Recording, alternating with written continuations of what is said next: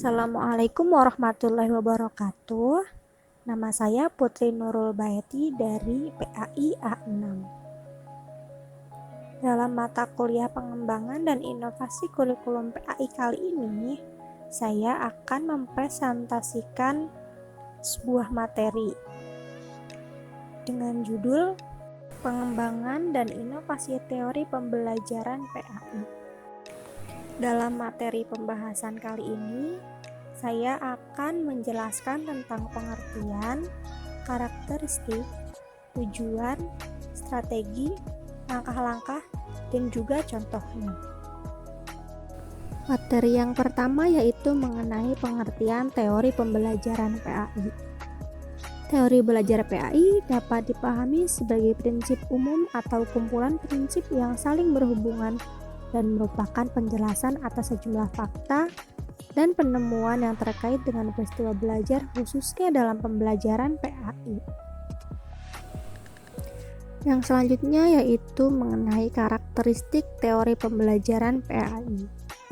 Materi PAI ini dikembangkan dari 3 kerangka dasar dalam ajaran agama Islam, yaitu akidah, syariah, dan juga akhlak.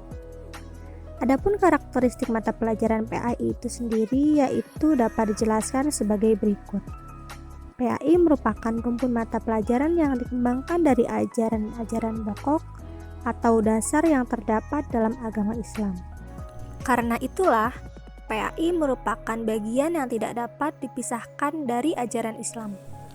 Ditinjau dari segi isinya, PAI merupakan mata pelajaran pokok yang menjadi salah satu komponen dan tidak dapat dipisahkan dari rumpun mata pelajaran yang bertujuan mengembangkan moral dan kepribadian peserta didik.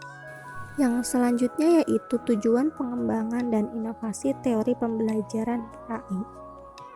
Di sini yang menjadi dasar tujuan dari pengembangan dan inovasi teori dalam pembelajaran PAI adalah mengacu pada inovasi pendidikan, karena pembelajaran merupakan satu komponen dari pendidikan itu sendiri. Tujuan dari pengembangan dan inovasi teori pembelajaran PAI di sini adalah untuk mengembangkan perencanaan pembelajaran pendidikan agama, yaitu diantaranya memilih dan menetapkan metode pembelajaran pendidikan agama yang optimal. Strategi pengembangan dan inovasi teori pembelajaran PAI. Pertama, spesifikasi dan kualifikasi perubahan tingkah laku yang diinginkan sebagai hasil belajar mengajar yang dilakukan. Yang kedua, yaitu memilih cara pendekatan belajar mengajar yang dianggap paling tepat dan efektif untuk mencapai sasaran. Yang ketiga, memilih dan menetapkan prosedur, metode, dan teknik belajar mengajar yang dianggap paling tepat dan efektif. Yang keempat, menetapkan norma-norma atau kriteria keberhasilan sehingga guru mempunyai pegangan yang dapat dijadikan ukuran untuk menilai sampai sejauh mana keberhasilan tugas-tugas yang telah dilakukannya. Yang selanjutnya adalah langkah-langkah pengembangan dan inovasi teori pembelajaran PAI.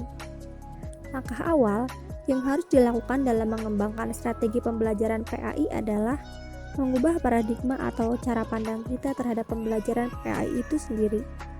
Oleh karena paradigma merupakan landasan kemana arah dan tujuan pembelajaran itu. Yang selanjutnya yaitu bahwa yang dijadikan sumber materi PAI adalah dalil syar'i yang bersifat qauliyah atau terucap dan kauniyah atau tercipta atau juga lingkungan sekitar.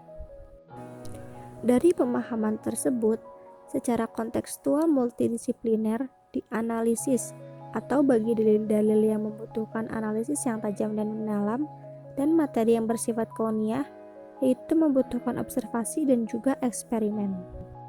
Contoh-contoh hasil pengembangan dan inovasi teori pembelajaran PAI dalam pendidikan di masa pandemi. Pembelajaran PAI dalam situasi pandemi dilakukan dengan pendekatan student-centered learning.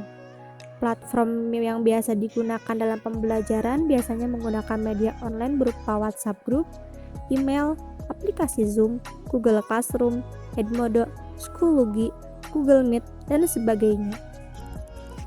Contoh yang dapat dilakukan oleh guru PAI dalam memberikan materi pembelajaran bagi siswa di rumah adalah dengan mengirimkan cerita-cerita pendek bergambar atau video. Cerita pendek bergambar atau video yang dimaksud tentu berisi nilai-nilai kebenaran Al-Quran. Melalui nilai-nilai tersebut, kebutuhan siswa akan kebenaran Al-Quran akan dapat terpenuhi. Contoh lainnya adalah dengan praktik ibadah menggunakan Zoom atau Google Meet.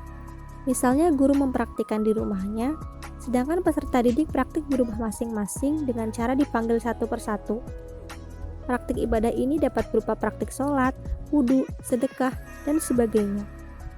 Praktik ibadah selain melalui video conference, juga bisa dengan membuat video sederhana yang bisa dilihat dan nilai guru dengan mengirimnya melalui WA Group atau diupload di YouTube.